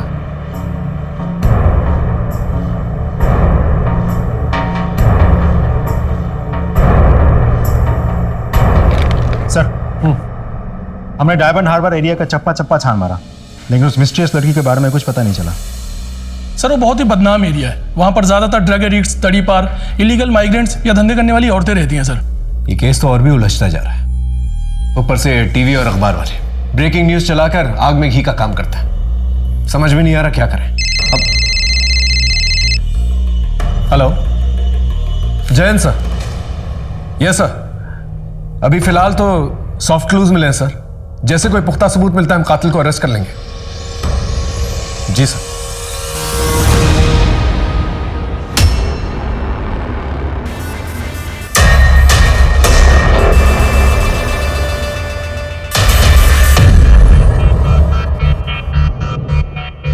शौमेन दादा, शौमेन दादा। हेलो सर, मैं वेलकम ढाबे का मालिक शौमेन बोल रहा हूँ। हाँ शौमेन बोलो। वो ट्रक का मिसिंग क्लीनर पानी की टंकी में मिला है। क्या? सर वो बहुत जख्मी है, उसकी हालत बहुत खराब है। तुम लोग तुरंत उसे पास वाले हॉस्पिटल में लेके जाओ। আমরা এখনই আসছি। डॉक्टर साहब। जी प्लीज। डॉक्टर साहब सिचुएशन क्या है? बहुत सीरियस है और थोड़ी देर हो जाती तो यहाँ लाने से पहले डेथ हो जाती। वो बच तो जाएगा ना? कोशिश कर रहे हैं। उससे बात कब कर सकते हैं? रिकवरी पर डिपेंड करता है, मैं आपको इन्फॉर्म कर दूंगा। Okay sir, thank you. ये क्लीनर तो मिल गया, एक बार ये नकली चंद्रिका भी मिल जाए तो केस क्लियर हो जाएगा। एक काम करो, वो असली चंद्रिका का जो आधार कार्ड है उसके एड्रेस पे चलते हैं, पूछताछ करते हैं। आई एम श्योर कोई ना कोई तो उसे जानता होगा। Right sir. चल ठीक है, टेंशन मत ले। अरे बोला ना एक बार काम हो जाएगा। चल फोन रख। पिस्टल चाहिए। कैसे हैं?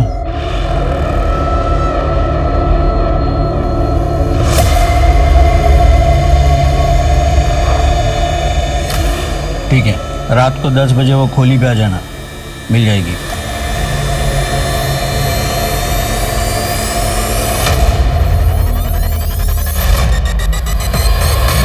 नहीं, गाड़ी मत रुकना। मजबूर सा लगता है, शायद उसे किसी मदद की जरूरत हो। सर, माँ बहुत बीमार है, डॉक्टर को बुलाने जा रहा हूँ पर कोई लिफ्ट नहीं दे रहा। क्या आप प्लीज? अच्छा, रोइए मत, बैठिए आप, कुछ नहीं होगा आपकी माँ को। धन्यवाद सर।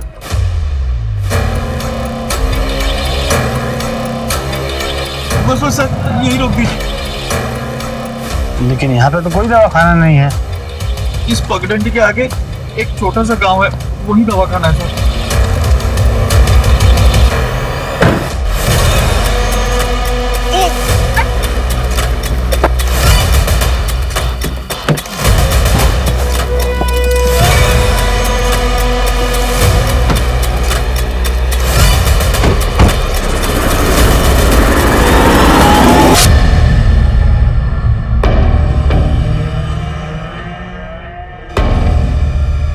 मैं पैसे लेके आई हूँ, जल्दी से मुझे पिस्टल दो, मुझे जाना है।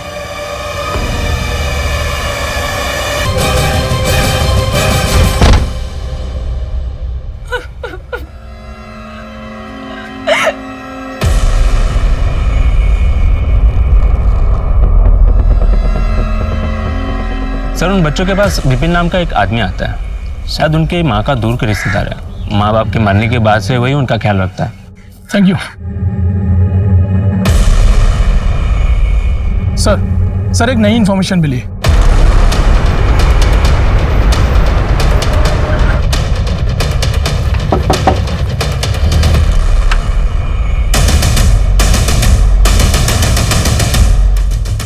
बोलो।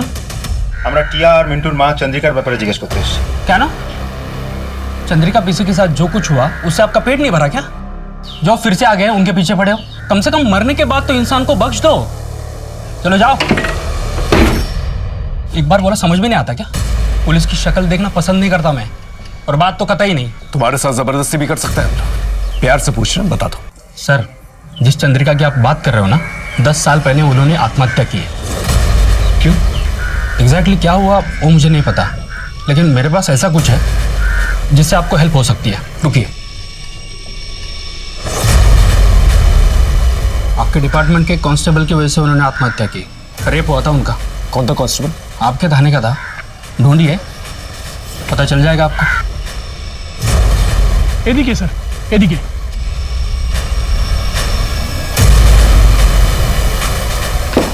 मिंटू, टिया। अरे सर आप? मिंटू का है? मिंटू? हाँ। कैसे हो बेटा?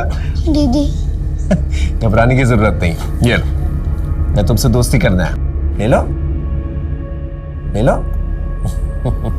ये लो। बेटा तुम यहाँ पर अकेले रहते हो? हाँ। विपिन दादा के अलावा और कोई नहीं आता तुम लोगों से मिलने? नहीं। देखो बेटा, कभी भी कोई भी प्रॉब्लम हो ना तो पुलिस स्टेशन आ जाना, ठीक है? मुझसे मिलना। पुलिस अंकल, क्या आपका नंबर मिल सकता है? मेरा नंबर क्यों चाहिए तुम्हें? ये आपके लड़के ना मुझे बहुत परेशान करते हैं, तो अगली बार परेशान करेंगे तो मैं आपको फोन करूंगा और उन्हें बताऊंगा कि मेरे पास पुलिस अंकल है, तो सब डर जाएंगे। ठीक है, ख्याल रखना।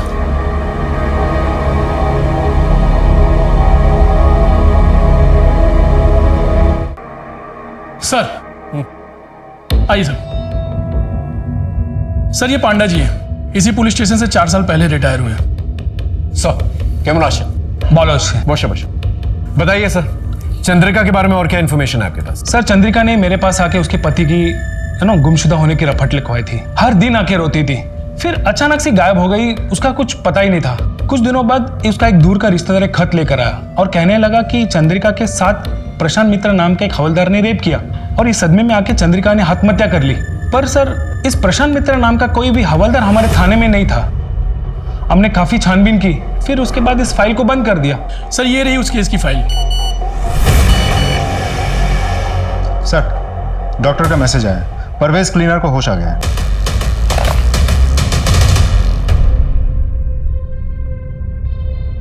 नमस्ते साहब। ये बताओ सलीम को किसने मारा और पानी की टंकी में तुम्हें किसने डाला? वो जो ढाबे पे औरत काम करती है ना, उसी ने किया साहब। वो बूढ़ी औरत चंद्रिका?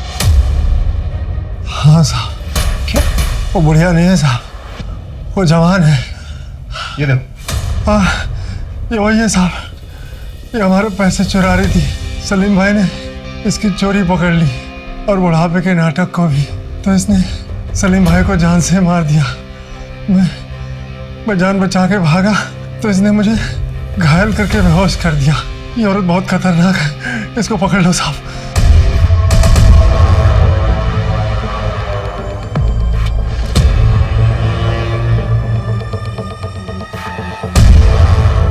उफ, क़यामत है।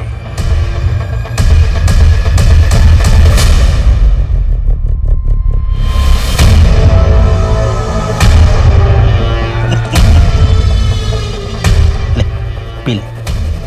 अरे पी पी। आए।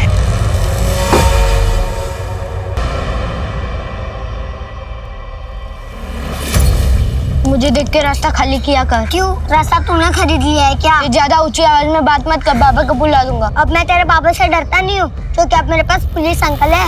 ये ज्यादा फेंक मत। सबूत चाहिए? तू तेरे बाबा का फोन लेकर मेरे घर पे आ, पुलिस अंकल से वीडियो कॉल करके दिखाता हूँ।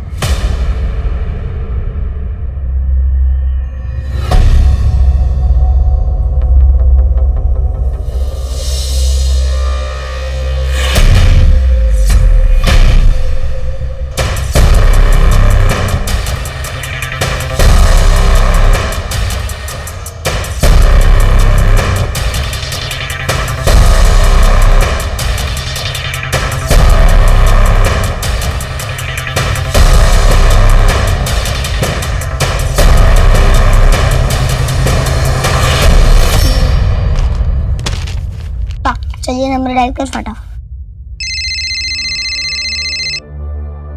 वीडियो को। अरे मिंटू। जय हिंद सर। कोई प्रॉब्लम? नहीं सर, ऐसे ही फोन किया। अरे मिंटू, ऐसे फोन मत किया करो। हाँ, कोई प्रॉब्लम होगी तो जरूर फोन करना, मैं तुम्हारी हेल्प करूंगा। ओके, अपनी पढ़ाई पे कंसंट्रेट करो। हाँ सर। ठीक है। एक मिनट मिंटू, वो पीछे तुम्हारे जो फोटोग्राफ है, जरा उसके पास जाना, दिखाना मुझे। ये तुम्हारी फैमिली फोटोग्राफ है ना? हाँ सर। फोटो में तुम दोनों के अलावा ये पीछे बड़ी लड़की कौन है? Okay okay, bye sir. काटा। फोन काट दिया। आई एम श्योर इस लड़की का कुछ लेना देना जरूर है इससे। शायद विपिन को पता होगा। सर, मिंटू और टिया की एक बहन भी थी जो उनसे 10-12 साल बड़ी थी। बचपन से उसकी दिमागी हालत खराब थी, इसलिए उसको मेंटल असाइलम में डाला था। सिर्फ चंद्रिका जानती थी कि वो लड़की कहाँ है और कैसे है। चंद्रिका के मरने के बाद मैंने भी उस लड़की को ढूंढने की कोशिश नहीं की, क्योंकि पहले से 2 बच्चे मैं पाल रहा था। वो बहुत बड़ी बात थी मेरे लिए। ठीक है, कोई भी खबर मिले तो प्लीज हमें बताना। जा। राजीव ये झूठ बोल रहा है। आसपास के मेंटल असाइलम से पता करो, और ये जितने भी पड़ोसी है ना, उनसे पूछताछ करो। कोई ना कोई तो जरूर कुछ जानता होगा। Right sir.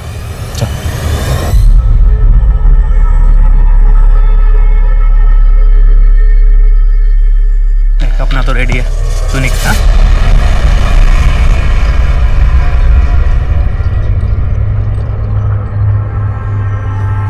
क्यों सेठ, पसंद नहीं आई मैं आपको? पसंद तो बहुत है, लेकिन उतने पैसे नहीं है मेरे पास। मुझे भी तो बहुत पसंद आया सेठ। चलेगा? चल आओ सेठ। अरे आओ ना। आज तो आपको मैं जन्नत की सैर कराऊंगी, वो भी मेरे स्टाइल में। अब देखो चमेली का जादू। लेकिन मजा आना चाहिए। हाँ हाँ बिल्कुल, आप बस देखते जाओ कि ये चमेली क्या क्या करती है। ये क्या कर रही हो लेकिन? बस थोड़ा और इंतजार। बड़ा अजीब स्टाइल है यार। हाँ ये अपना स्टाइल है। क्या बात है, जल्दी करो जो करना है वो। मैं तो एकदम प्यासा प्यासा हो रहा हूँ। अरे अरे मार क्यों रही हो? ঠিক আছে ঠিক আছে আমি জানাচ্ছি। सर मेरा दोस्त छोटू कल रात से गायब है। अरे दोस्त पोस्त से मिलने गया होगा, 24 घंटे वेट करो, देखছি কি করা যায়। কি नाम बोले? सर छोटू। कहाँ काम करता है? सर ढाबे पे काम करता है। ढाबा? कौन सा ढाबा? Sir welcome dhaba. कहाँ से गायब हो? सर हम सोनागाछी गए थे। सर मैं तो अपनी रेगुलर वाली के साथ गया था, पर सर जब मैं वापस आया तो पता लगा छोटू किसी नई लड़की के साथ गया है। सर जब मैंने पता किया तो उस लड़की का नाम और पता किसी को कुछ नहीं मालूम था। सर मैं थकार के घर आ गया। मैंने सुबह में उसको फिर से फ़ोन किया, रिंग बज रही थी पर उसने उठाया नहीं। सर एक काम करो, सोनागाछी रोड जा और वहाँ के दलाल को उठा के लेके, और ये छोटू का फ़ोन जो है सर्वेलेंस पे डाल। Right sir. सर साहब मेरे भैया और भाभी 2 दिन से गायब है साहब। साहब उनका फ़ोन भी बंद आ रहा है। कहाँ से गायब हुए? बारुईपुर से 12-7 आ रहे थे, वहाँ से निकले तो सही पर यहाँ नहीं पहुँचे। आप एक काम करो, अपने भैया और भाभी की फ़ोटो उनके डिटेल्स के साथ एफआईआर दर्ज करवा दो। एक बात समझ में नहीं आ रही, ये हाईवे के 10 किलोमीटर के रेडियस में ऐसा कौन सा ब्लैक होल है कि एक के बाद एक आदमी गायब हो जा रहे हैं? वहाँ की पेट्रोलिंग बढ़ा दो। बताता हूँ साहब, बताता हूँ साहब। कल रात एक भले घर की लड़की मेरे पास आई और गिड़गिड़ाने लगी कि उसकी माँ की तबीयत बहुत खराब है, इलाज के लिए पैसे चाहिए। साहब उसका नाम पता मुझे कुछ नहीं मालूम साहब। उसकी शक्ल याद है तुझे? हाँ साहब। स्केच बनवा सकता है? साहब स्केच आर्टिस्ट। सर एक खबर मिली है सर, मिंटू और टिया की माँ, वो ओरिजिनल चंद्रिका? हाँ सर, उनकी एक पड़ोसन जो ओरिजिनल चंद्रिका को बहुत अच्छी तरीके से जानती है, अभी वो बीमार है इसीलिए हॉस्पिटल में एडमिट है। मुझे ऐसा लगता है सर उनसे कुछ पता चल सकता है। ठीक है, मिलते हैं उससे। पानी पानी चाहिए? हाँ ये ले पानी। पानी बताएगा या नहीं? बोल। बताता हूँ, सब सच सच बताता हूँ। पानी दे दो। आप मिंटू और टिया की पड़ोसी हैं, उनकी माँ चंद्रिका, उनकी एक बड़ी बेटी भी थी, उसके बारे में क्या जानती हैं? निशा चंद्रिका की सबसे बड़ी बेटी थी। वो बहुत ही टैलेंटेड लड़की थी, शांति निकेतन पढ़ने जाती थी। चंद्रिका का पति एक ट्रक ड्राइवर था, अच्छा खासा कमा लेता था। 10 साल पहले चंद्रिका का पति और ट्रक दोनों गायब हो गए। चंद्रिका के ऊपर और उसके परिवार के ऊपर दुख का पहाड़ टूट पड़ा। चंद्रिका अपने पति की पूछताछ करने के लिए पुलिस स्टेशन जाया करती थी। उसके साथ 1-2 बार मैं भी गई थी। साहब আমার ঘরে ছোট ছোট বাচ্চা, যদি पति ना मिला तो वो अनाथ हो जाएंगे। अरे हमने कहा नाम पूछताछ कर रहे हैं, जब पता चल जाएगा घर पे आके बता देंगे। कौन जाओ। ऐसे में एक दिन पुलिस स्टेशन के बाहर उसे एक हवलदार मिला। अरे चंद्रिका जी नमस्ते, मैं प्रशांत मित्रा, इसी पुलिस स्टेशन में कांस्टेबल हूँ। चंद्रिका जी बहुत दिनों से देख रहा हूँ कि आप अपने पति को लेकर बहुत परेशान हैं। मैं आपकी मदद करना चाहता हूँ, आपके पति शरद को ढूंढने में पूरी मदद करूँगा मैं। आप मुझे मेरे घर पर आके मिलेंगी करीब शाम को 7 बजे। हाँ हाँ ठीक है।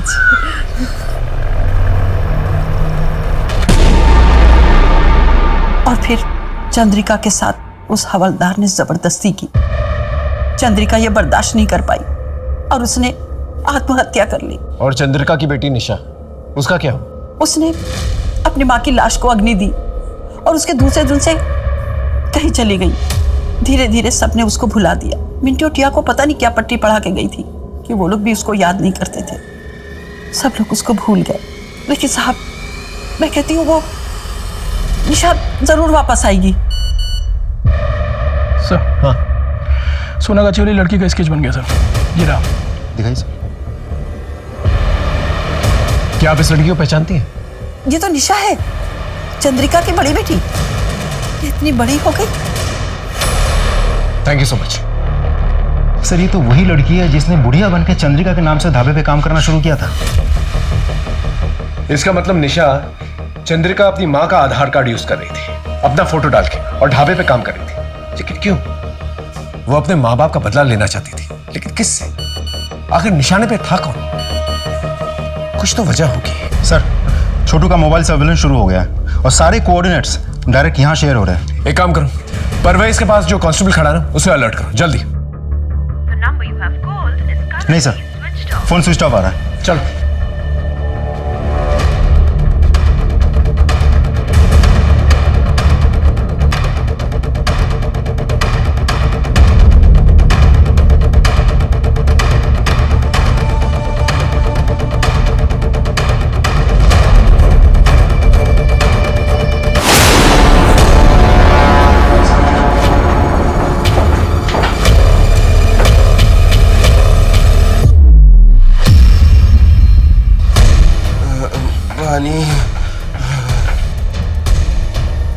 छोटू छोटू उठो।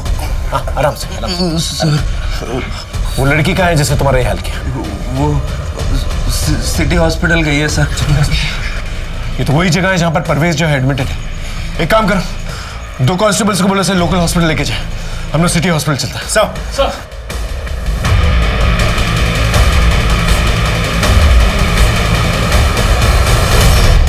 निशा गोली मत चलाना।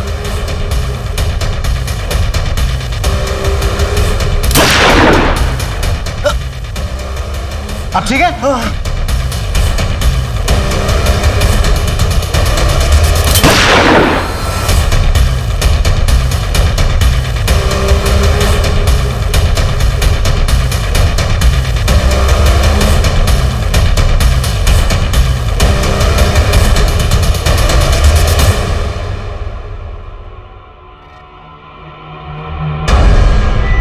तुम मुझे गोली भी मार सकती थी और वहां से भाग भी सकती थी। क्यों नहीं किया तुमने ऐसा? सर आपने मुझे पहली बार थोड़ी पकड़ा है। मैंने पहले भी देखा है। आपकी याददाश्त शायद कमजोर हो गई है। पुरुलिया मार्च 2017 तुम्हें मैंने विद्रोहियों के साथ पकड़ा था।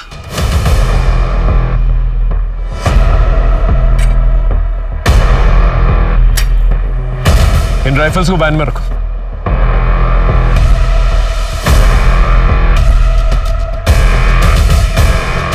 तुम इन लोगों के साथ क्यों नहीं गई? कौन हो तुम? सर मैं इनके साथ नहीं हूँ। मैं तो इन लोगों से मदद मांगने आई थी, लेकिन इन लोगों ने मुझे अपना गुलाम बना लिया। प्लीज मेरी मदद करिए सर। उस वक्त हमागमी में तुमसे पूछ नहीं पाया कि उन विद्रोहियों के साथ क्या कर रही थी तुम, लेकिन आज समझ में आ रहा है। तुम अपनी माँ के लिए जस्टिस लेने गई थी, लेकिन क्या फायदा हुआ? तुम भी अच्छी तरह से जानती हो कि क्या हुआ। क्या मैं गलत बोल रहा हूँ? नहीं सर आप बिल्कुल ठीक बोल रहे हैं। ये बताओ सलीम की मौत कैसे हुई और परवेज के साथ तुमने ऐसा क्यों किया? सर माँ का बलात्कार करने वाला चाहे कांस्टेबल हो, विरोधी या फिर ट्रक ड्राइवर। लेकिन तुमने भेस क्यों बदला, आइडेंटिटी क्यों बदली, और तो और छोटू को किडनैप किया, परवेज पे गोली चलाई?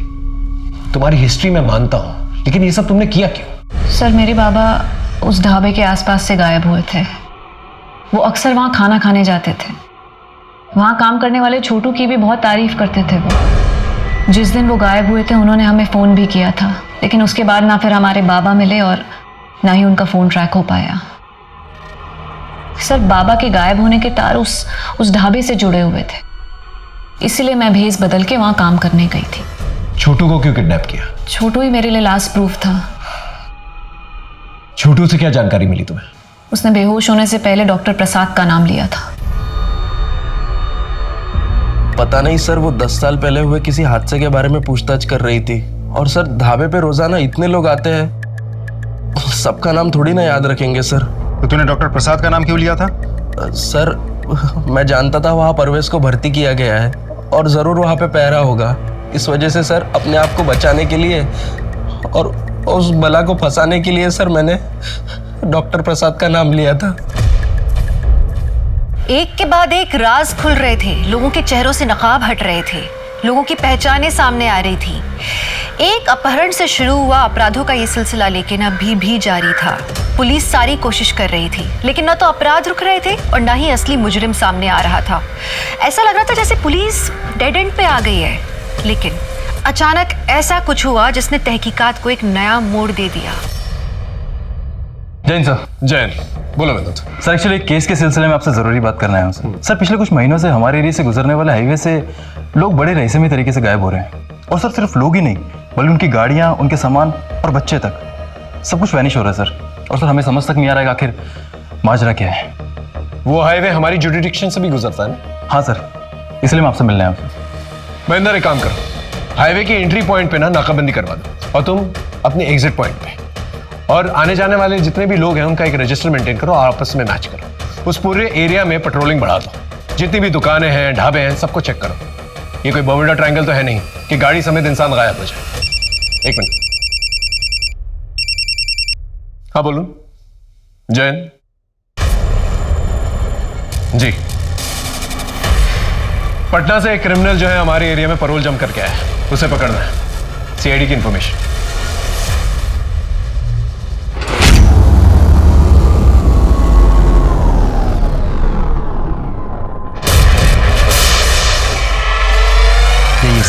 ओ नरेंद्र ओझा, पकड़ो से। काम भागेगा?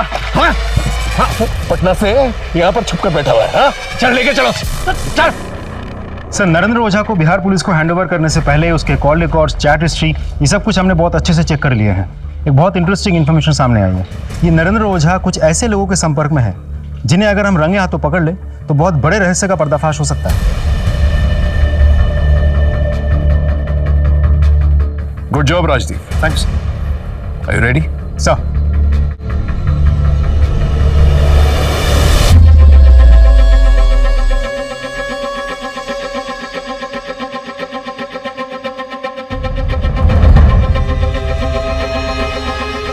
सॉरी सर, वो वेटर आज हॉस्पिटल में, मैं ही ऑर्डर लूंगा। बताइए क्या लाऊं आपके लिए?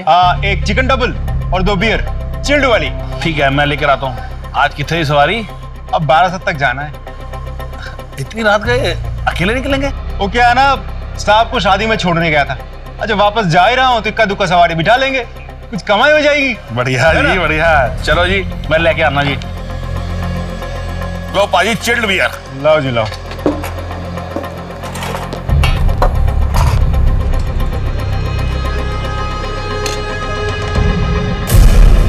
वो कितने गए पाजी? आया जी आया। दसो जी, कितने पे हैं? 900 रुपये हो जी। लो जी। हेलो जी, सत श्री अकाल जी। हेलो, हाँ हाँ, ग्राहक निकल गया, ध्यान रखना। Okay bye.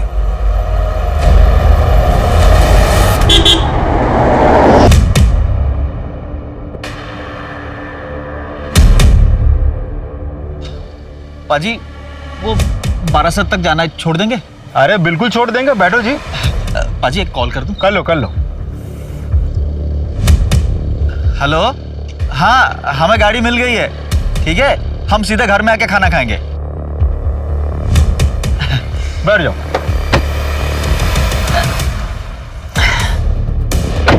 हमारा साथ जाने का। जी बैठ जाओ जी, बैठ जाओ। ठीक है ठीक है।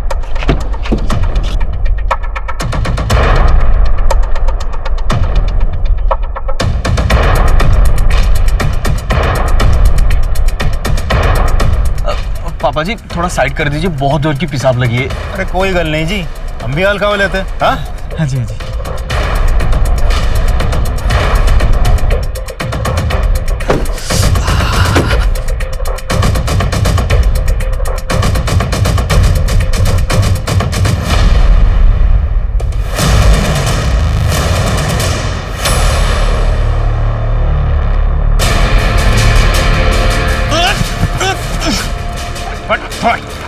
भैया बोल, किसके लिए काम करता है? बोल वरना गोली चला दूंगा। बोल। डॉक्टर नरेंद्र ओझा। चल। डॉक्टर नरेंद्र ओझा, पवन, मदन और प्रकाश, इन तीनों को रंगे हाथों पकड़ा है हम लोगों ने, और तीनों ने कबूल किया है वो तीनों तुम्हारे लिए काम करते थे। सीधे सीधे बोलेगा या मार खा के बोलेगा? साहब 10 साल पहले मेरा एक अस्पताल था, छोटा सा। पैसा थोड़ा बहुत कमा लेता था, पर मेरे हिसाब से जितनी मेरी उम्मीद थी बहुत कम। तो मैंने एक गैंग बनाई, ढाबे वाला शोमैन और वो छोटू। उनके पास रात में जो लोग खाना खाने आते थे, उनसे बातों बातों में सारी जानकारी निकाल लेते थे। और जैसे ही वो लोग ढाबे से निकलते थे, उसके बाद हम उन्हें किडनैप करते थे।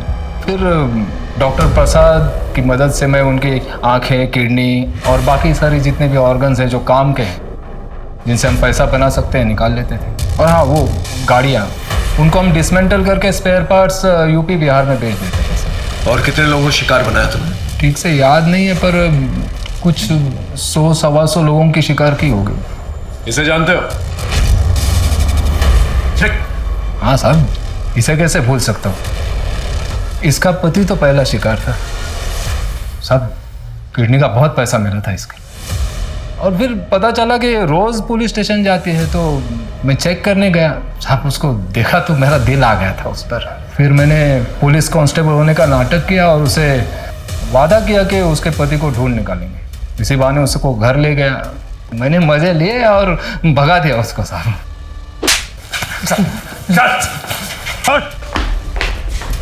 ये है वो जिसने तुम्हारे बाबा को मारा है और तुम्हारी मां के साथ अत्याचार किया। ये मन तो कर रहा है इसे मैं तुम्हारे हवाले कर दूं, लेकिन लोगों का कानून पे से विश्वास ना उठ जाए, इसलिए ये साला जो है ना, सीधा यहां से जेल जाएगा। और मैं तुमसे वादा करता हूं कि मैं पूरी कोशिश करूंगा कि कोर्ट इसे कम से कम फांसी की सजा दिलवाए। चल चल। निशा के आंसू रुके या नहीं पता नहीं। डॉक्टर ओझा का रैकेट पुलिस ने नेस्तनाबूद कर दिया।